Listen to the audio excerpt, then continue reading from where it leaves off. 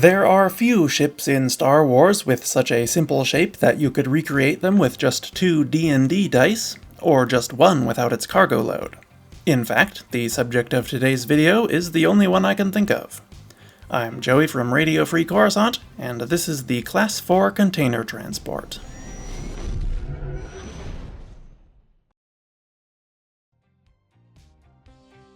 Design. The Kuat Drive Yard's Class 4 container transport was an incredibly simple geometric design, even by Imperial standards. It consisted of a single tetrahedral hull with 3 engines at the rear, the bridge module from an Arquitens-class light cruiser at the front, Quasar Fire-style point defense turrets on the sides, and 1 Arquitens-style turbolaser on the top. That's about it in terms of exterior features, but it was also capable of towing at least 210 external cargo containers behind it, attached to a mounting point at the rear. Each container measured about 20 by 30 by 15 meters, and was equipped with emergency re-entry thrusters to land it safely without damaging the cargo inside or whatever it may happen to land on if it had to be jettisoned in case of emergency. The interior of the Class 4 was fairly bare bones, with its tiny crew only needing to occupy a small fraction of its volume. Most of it has not been shown in great detail, but it included a bridge, an internal cargo area, several escape pods, and crew living quarters. There were also passageways to a boarding ramp at the front, 1 airlock on each side, and 1 at the rear. In-universe, nothing is known of who designed the Class 4 other than some anonymous Kuat engineer somewhere. In real life, it was designed by Amy Beth Christensen and possibly Dave Filoni. According to Stephen Melching, Filoni made a model of the Class 4 out of a manila file folder while they were working on the story for the first episode it appeared in. However, he doesn't say if this was to demonstrate to the team what the ship should look like, or just for his own amusement after it had already been designed. The official production illustration of the Class 4 for that episode was drawn by Christensen, so she gets the credit for the final look of the ship, whether Filoni created the concept or not. Specifications. The Class 4 measured 233 meters long by around 210 meters wide and 165 meters tall. It had a top speed of 700 kilometers per hour and a Class 1 hyperdrive. It was armed with a double turbolaser battery on the top of it and 2 point defense laser turrets on the sides.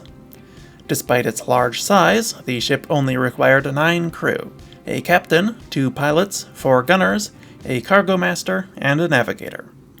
It could also carry a few passengers, typically an Imperial inventory droid and several stormtroopers or sentry droids.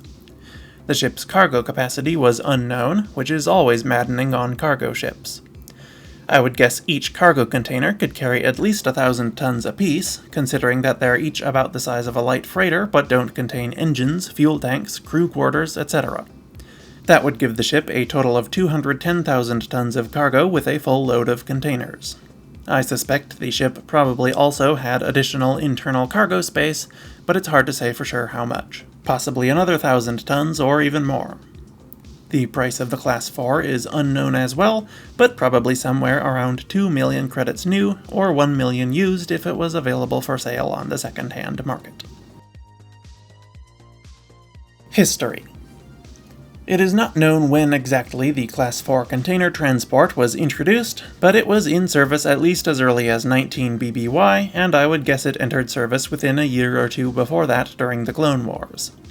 The ships were used throughout the Empire for official government cargo hauling. They were known to regularly visit planets such as Corellia, Erebus, and many other places. The Empire also used them for specific special missions as well.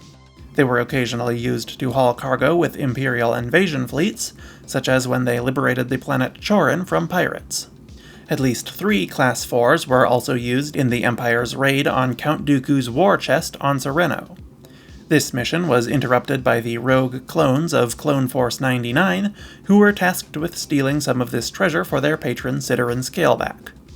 3 of them were caught in one of the transports and had to flee via one of the cargo containers after the ship's crew ejected the escape pods to prevent their escape. This resulted in the loss of around 15% of Dooku's treasure as the ship's containers ended up scattered across the wilderness surrounding the castle, but by and large the raid was a fairly successful venture for the Empire.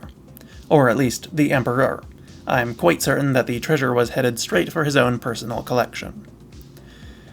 The Class 4 continued to serve the Empire until at least the beginning of the Galactic Civil War, and likely throughout it. One, paying a visit to Imperial shipping and refueling port Horizon Base, was hijacked by a rebel droid in 3 BBY, while another was captured by pirate Hondo Ohnaka the next year, but was destroyed in the upper atmosphere of Winkathu before he and his crew could steal much of its cargo. In 1 BBY, the Empire used Class 4s to transfer materials to and from Grand Admiral Thrawn's mining operation on Lothal. The crew of the Ghost snuck through the Imperial blockade by attaching their ship to one of these freighters in one of their final trips to Lothal before liberating it from the Empire. This is the last time a Class 4 has been seen in Star Wars so far, but I have no doubt they continued to be used by the Empire for the rest of its existence, and by civilian freight companies for decades after. And that's everything there is to know about the Class 4 container transport. Please let me know what you think of this ship, and what other ships you'd like to hear about in the future. And don't forget to subscribe so you don't miss a video. But anyway, thank you for watching, and I will see you next week. RFC, out.